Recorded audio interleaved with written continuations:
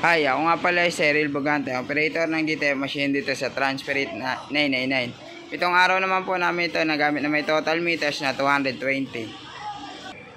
Ito naman po ang aming printer read area. Ito naman po aming copying na may 90% good condition pa po. Ganito naman po mag-head clean.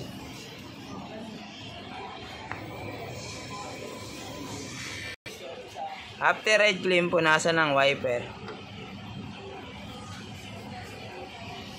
Ito naman po ang nozzle check ng DTF po namin. Ito naman po ang ink system po namin, tama lang po.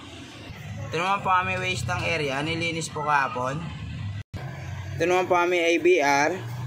Kasi ito naman po aming ground wire, nakadikit po siya sa wall. Ito naman ang inyo sink namin, nakalagay sa basket ng maayos. Ito naman po ang stock ng DTF powder. Tapos dito naman po ang DTF ink po namin sa baba. Ito naman yung solution. Dito naman nakalagay ang DTF roll po namin. Ito naman po ang consumable monitoring namin. Sa weight naman po, 3 po nagamit namin. DTF powder, 3. DTF film, 3 rin po. Ito naman po ang DTF output po namin.